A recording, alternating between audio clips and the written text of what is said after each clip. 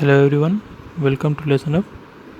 In this video we are going to see our next classification, that is stable and unstable system. So a system is said to be stable if a bounded input produces bounded output. Suppose we have a system whose input is x of t and output is y of t. Here input should be bounded, which gives you bounded output. इसका मतलब एक system तभी stable होगा जब एक bounded input bounded output देगा. Okay, suppose इसका input एक रेक्टेंगुलर फंक्शन है जो कि बाउंडेड है.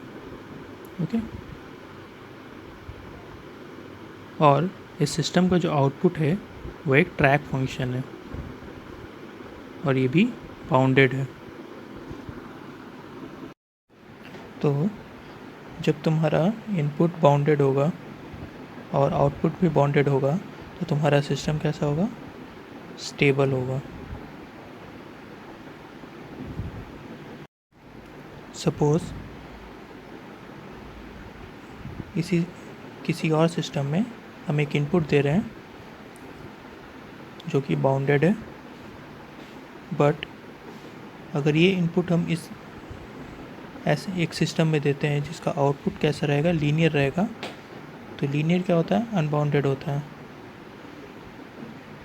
तो ऐसे सिस्टम को हम क्या बोलेंगे? Unstable system. नाउ अगर किसी सिस्टम का इनपुट बाउंडेड होगा, इसका मतलब है कि उस इनपुट का मैग्नीट्यूड जो है वो फाइनाइट होगा. नॉट ओनली फाइनाइट मैग्नीट्यूड, इसका जो ड्यूरेशन होगा वो भी फाइनाइट होगा. जब ये दोनों कंडीशन मेरा सेटिस्फाई होगा तब हम बोलेंगे मेरा इनपुट कैसा है? बाउंडेड है. सेम एज बाउंडेड आउटपुट के लिए भी इसका मैग्नीट्यूड क्या होना चाहिए? फाइनाइट होना चाहिए. और इसका जो टाइम पीरियड है वो भी फाइनाइट होना चाहिए. ऐसे सिस्टम को हम लोग बोलते हैं बाउंडेड इनपुट, बाउंडेड आउटपुट. अगर हम लोग वीवो सिस्टम की बात करें तो Vivo system external stable system होता है.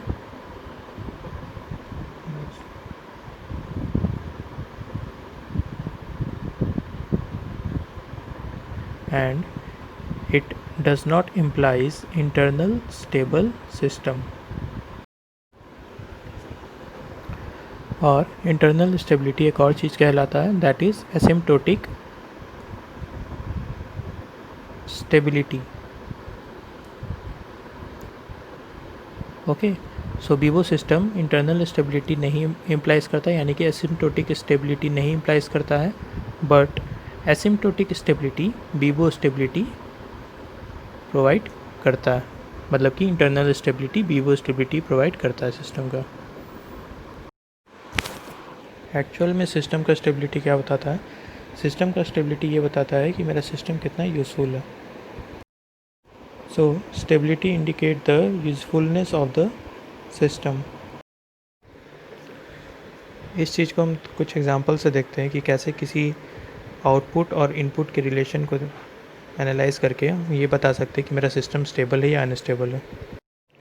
Suppose y of t is equal to x of t and x of t is equal to u of t.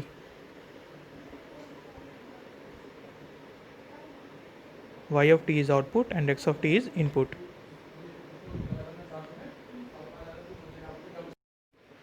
Stable होने के लिए इनपुट कैसा होना चाहिए? बाउंडेड होना चाहिए. और आउटपुट भी कैसा होना चाहिए? बाउंडेड होना चाहिए. मतलब दोनों मेरा अगर बाउंडेड है तो मेरा सिस्टम स्टेबल है. और ये u of t that is unit step function. तो x of t का अगर हम मॉड लेंगे that will be equal to mod of u of t, और यूनिट स्टेप का मॉड 1 होता है, so it will be equal to 1. Now output का अगर हम देखें तो आउटपुट का भी मॉड कितना कैसा होना चाहिए, फाइनाइट होना चाहिए. So output is equal to x of t, और एक्स ऑफ टी का मॉड करेंगे that, and we know that x of t is equal to u of T.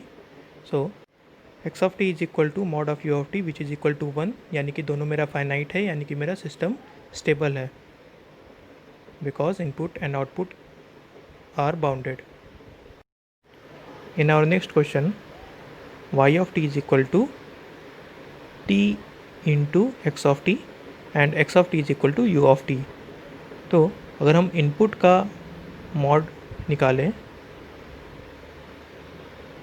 तो mod of u of t which is equal to 1, ठीक है ना. सो input कैसा है मेरा, फाइनाइट है, एंड आउटपुट का अगर मॉड निकालें तो mod of t into x of t, and x of t is equal to u of t, so it will become mod of t into u of t. और t into u of t क्या होता है, r of t, मतलब कि ramp function.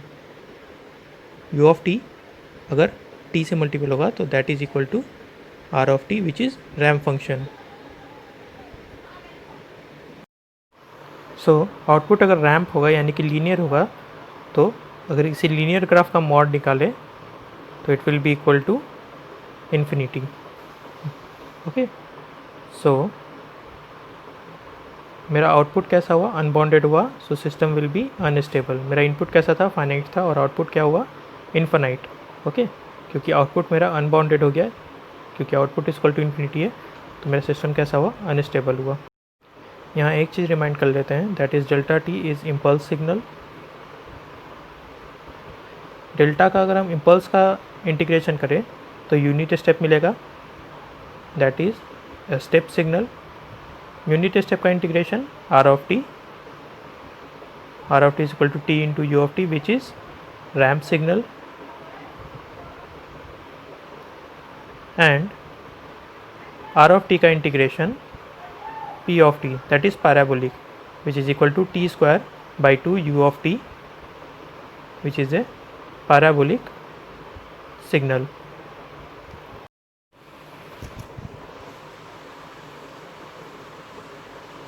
So इसके according t into u of t क्या होगा, ramp. Okay, so ramp और रैम्प का मॉड निकाले तो that is equal to infinity. तो मेरा सिस्टम कैसा हो जाएगा, अनस्टेबल. नेक्स्ट क्वेश्चन है y of t is equal to x square t, and input क्या है, x of t is equal to u of t. तो अगर हम इनपुट का मैग्नीट्यूड निकाले तो क्या हो जाएगा, x ऑफ t का मैग्नीट्यूड अगर निकाले तो that is magnitude of u of t, और magnitude of u of t क्या होता है, 1 होता है. y ऑफ t का अगर हम मैग्नीट्यूड निकाले तो y ऑफ t का मैग्नीट्यूड निकाले तो एक्स स्क्वायर टी, और x क्या है, u ऑफ t, तो magnitude of u square of t which is also equal to 1. Magnitude of u of t हमेशा 1 होता है. So bounded input, bounded output, तो मेरा सिस्टम कैसा हुआ, स्टेबल हुआ. ओके, नेक्स्ट एग्जांपल है y of t equal to x of t minus 7, and x of t is equal to u of t.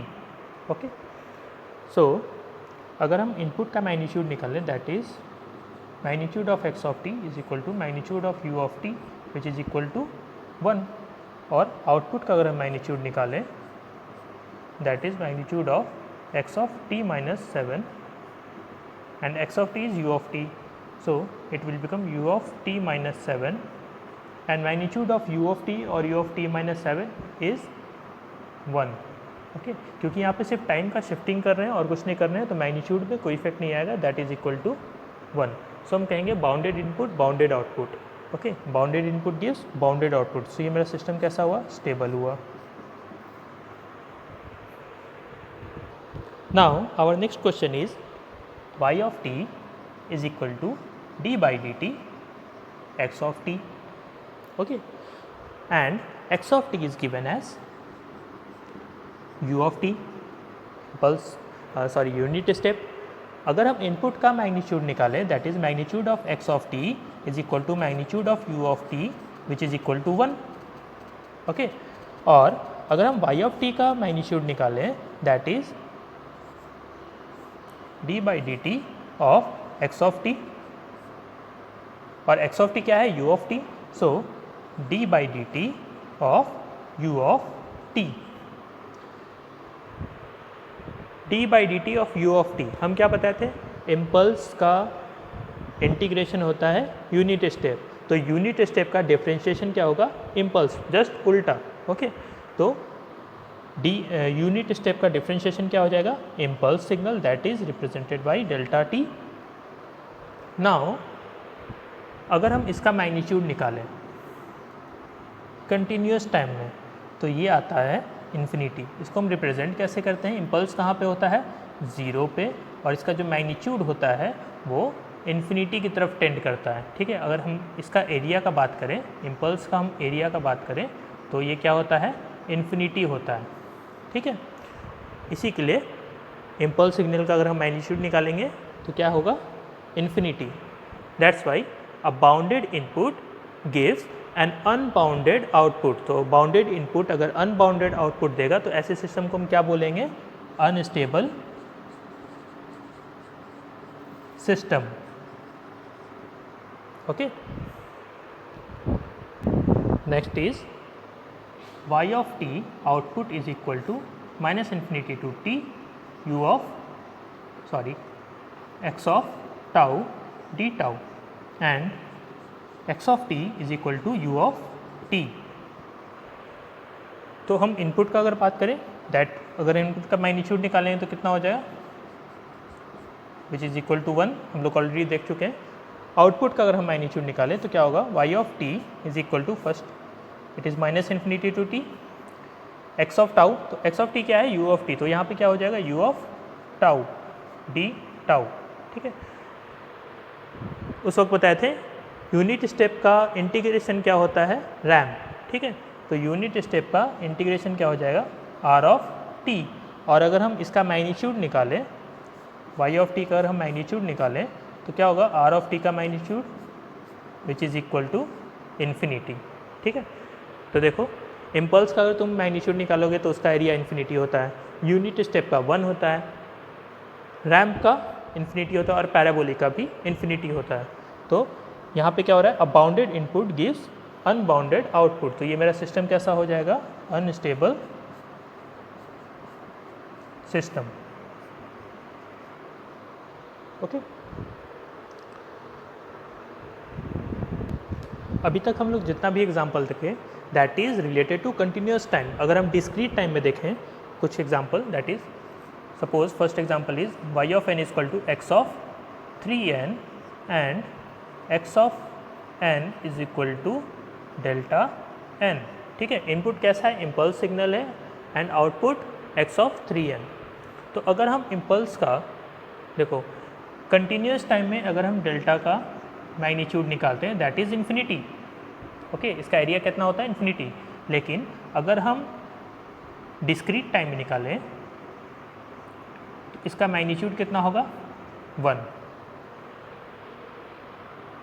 Continuous time में अगर हम इसका स्केलिंग करते हैं, delta a t is equal to 1 by mod a delta t, और अगर हम discrete time में स्केलिंग करते हैं तो इसमें कोई भी इफ़ेक्ट नहीं आता है, ओके। सो तो इस प्रॉपर्टी को भी हम यूज़ करेंगे। तो अगर हम इनपुट का मैग्नीट्यूड निकालें, that is x of n का अगर हम मैग्नीट्यूड निकालें, that is magnitude of delta n, this is equal to 1। अगर हम आउटपुट का मैग्नीट्यूड निकालें, that is y of n which is equal to x of 3n and x of n is equal to delta n. So x of 3n is equal to delta 3n which is equal to delta n, delta n, okay, क्योंकि scaling का कोई भी effect नहीं होता है इसमें। और magnitude of delta n क्या होता है, 1। सो यहाँ पे क्या हो रहा है, बाउंडेड इनपुट क्या दे रहा है, बाउंडेड आउटपुट दे रहा है। तो मेरा सिस्टम कैसा हुआ, स्टेबल सिस्टम हुआ। Now next question is y of n is equal to x of n into x of n minus 1 and x of n is equal to delta n। तो अगर हम इनपुट का magnitude निकालें, that is magnitude of x of n, magnitude of delta n that is equal to 1। अगर हम output का magnitude निकालें y of n which is equal to x of n क्या है, डेल्टा n माइनस 1। अगर हम इसका मैग्नीट्यूड निकालेंगे तो क्या होगा, 1। ठीक है, क्योंकि हम बताएं डेल्टा n का मैग्नीट्यूड कितना होता है, 1। तो बाउंडेड इनपुट क्या दे रहा है तुम्हारा, बाउंडेड आउटपुट। तो मेरा सिस्टम कैसा हुआ, स्टेबल हुआ। ओके, नेक्स्ट क्वेश्चन है y of n is equal to summation of k is equal to n naught to n x of n and x of n is equal to delta n and here n naught is finite। Okay, तो अगर हम input का magnitude निकालें that is equal to delta n का magnitude which is equal to 1। तो ये क्या है, फाइनाइट। सिमिलरली अगर हम आउटपुट में देखें y of n which is equal to k equal to n naught to n x of n।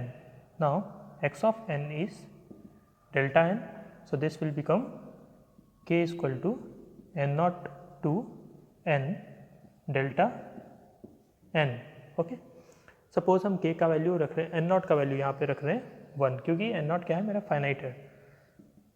तो ये क्या हो जाएगा, k equal to 1 to n delta n। ठीक है, और हम इसका मैग्नीट्यूड निकालें,